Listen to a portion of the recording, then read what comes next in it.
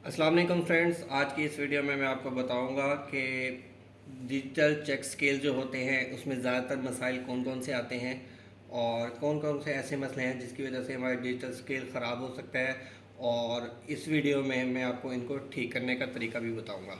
जैसा कि आप देख सकते हैं, मेरे पास याहू कंपनी का Y87E स्केल का एक चेक स्केल मौजूद है।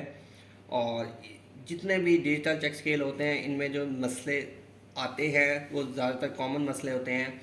तो इनमें सबसे ज़्यादा जो कॉमन मसला आता है वो बैटरी का होता है कि चेक स्केल को जैसे ही हम ऑन करते हैं, ऑन करने के कुछ ही लम्बे बाद 5 सेकंड बाद 10 सेकंड बाद जो हमारा चेक स्केल है वो ऑटोमेटिक ऑफ पोजीशन में चला जाता है।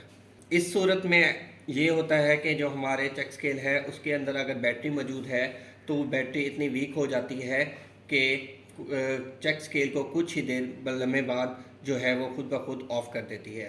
तो इस मसले को हल करने के लिए बेहतरीन तरीका ये होता है कि जो बैटरी के जैक हमारे पास इसके कंट्रोल कार्ड में लगा होता है, सिंपली हम उसको रिमूव कर दें या फिर जो हमारे पास बैटरी है वो हम उसकी पुरानी बैटरी की जगह नई बैटरी को रिप्लेस कर दें। तो उससे हमारा जो डिजिटल चेक स्केल है वो बिल्कुल ठीक हो जाएगा। या अगर आप बैटरी का इस्तेमाल नहीं करना चाहते तो सिंपली आपने उसका जैक को रिमूव कर देना है कंट्रोल कार्ड में से, और उसके बाद आपका चेक स्केल एसी सप्लाई पर बिल्कुल ठीक वर्किंग में आ जाएगा। दूसरा जो मसला चेक स्केल में बहुत ज़्यादा कॉमन पाया जाता है वो इसके अंदर मौजूद फ्यूज़ है। जैसे ही हम चेक स्केल को ओपन करते हैं तो ओपन करने के बाद इसके अंदर एक फ्यूज़ लगाया जाता है इसकी प्रोटेक्शन के लिए। बाज़ औक़ात वो फ्यूज़ भी ओपन हो जाता है जिसकी वजह से हमारा चेक स्केल जो है वो ऑन नहीं हो पा रहा होता। इसके अलावा जो मज़ीद मसाइल इसमें आते हैं, इसके अंदर मौजूद ट्रांसफार्मर जो कि AC 220 वोल्ट को 12 वोल्ट में कन्वर्ट कर रहा होता है। इस ट्रांसफार्मर हीटअप होने की वजह से भी बाद अवाक़ात ये ट्रांसफार्मर जल जाता है, जिसकी वजह से हमारा जो चेक स्केल है, डिजिटल चेक स्केल है, वो ऑन नहीं हो पाता। तो इस मसले के हल के लिए हमने सिंपली इस ट्रांसफार्मर को यहाँ से रिमूव करके नया ट्रांसफार्मर यहाँ पे से हमारा डिजिटल चेक स्केल बिल्कुल ठीक आ जाता है। इसके अलावा और जो इसमें मसाइल आते हैं वो है इसमें मौजूद वोल्टेज रेगुलेटर, जो कि हमारी जो AC 12 वोल्ट सप्लाई होती है उसको कन्वर्ट कर देता है 8 वोल्ट में। ये 7808 ट्रांजिस्टर होता है जो कि 12 वोल्ट ट्रांसफार्मर की सप्लाई को कन्वर्ट कर देता है 8 वोल्ट में, और ये 8 वोल्ट आगे कंट्रोल कार्ड में भेजता है।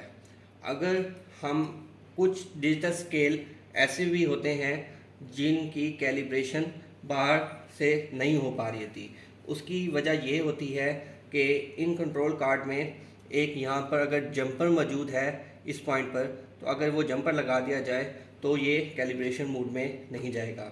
अगर कोई भी डिजिटल स्केल आपके कैलिब्रेशन मोड में नहीं जा रहा तो उसके लिए उसमें मौजूद यहाँ पर एक जंपर होता है, उसको अगर आप रिमूव कर देंगे तो वो कैलिब्रेशन मोड में आने लग जाएगा। इसके अलावा बाद अवकात जो चेक स्केल है उसकी कैलिब्रेशन आउट हो जाती है, मतलब कि हमारा सपोज 10 किलो का वज़न है तो वो उसको 10 किलो से ज़्यादा शो करवा रहा होता है या 10 किलो से कम शो करवा रहा होता है। तो उसके लिए इस चेक स्केल को या किसी भी डिजिटल चेक स्केल को कैलिब्रेट करने की ज़रूरत होती है।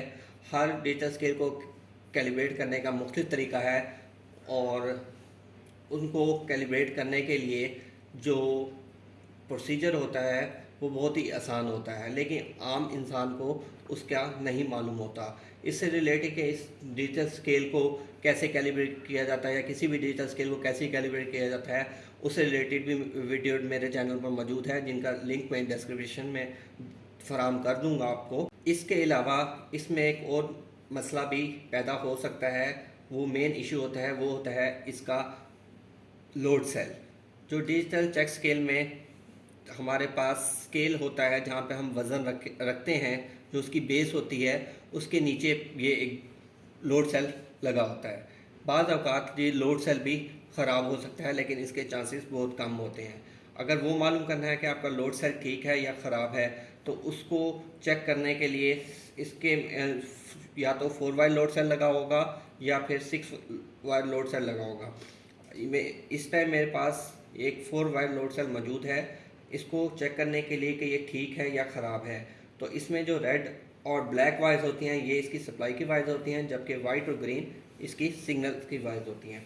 तो सिंपली मल्टीमीटर को हमने रेजिस्टेंस पर लगाना है और रेजिस्टेंस पर लगाने के बाद हमने सिंपल इसके सप्लाई वाली जो वायर्स हैं उनकी रेजिस्टेंस चेक करनी है।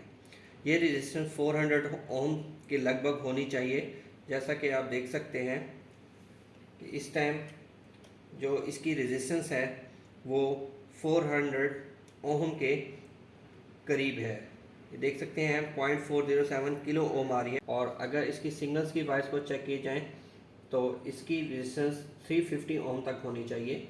जैसा कि आप देख रहे हैं कि 350 ओम रेजिस्टेंस शो कर रहा है इसके सिग्नल्स की वायर पे। तो इसका मतलब ये है कि लोड सेल जो है हमारा बिल्कुल ठीक है। अगर ये लोड सेल ख़राब होगा तो इसकी रेजिस्टेंस जो है सिग्नल्स की वायर पे वो 350 ओम से कम या ज़्यादा होगी, या रेजिस्टेंस को शो ही नहीं करवा रहा होगा, या फिर जो हमारे पास सप्लाई की वायर्स हैं उस पे रेजिस्टेंस 400 ओम से ज़्यादा या कम होगी, या फिर रेजिस्टेंस शो ही नहीं करवा रहा होगा। जिसका मतलब ये होगा कि हमारा जो लोड सेल है वो ख़राब हो चुका है, तो हमें उसको रिप्लेस करने की ज़रूरत है।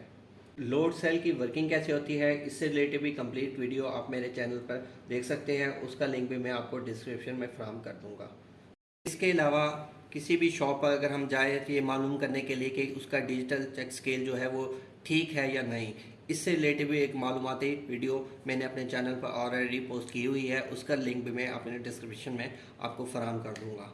उम्मीद करता हूँ ये आज की वीडियो आपके लिए बहुत इन्फॉर्मेटिव रही होगी। इस तरह की मज़ीद इन्फॉर्मेटिव वीडियो को जानने के लिए मेरे चैनल को सब्सक्राइब कर दें ताकि नेक्स्ट आने वाली वीडियोज़ का नोटिफिकेशन आप तक पहुँच सके। शुक्रिया, अल्लाह हाफ़िज़।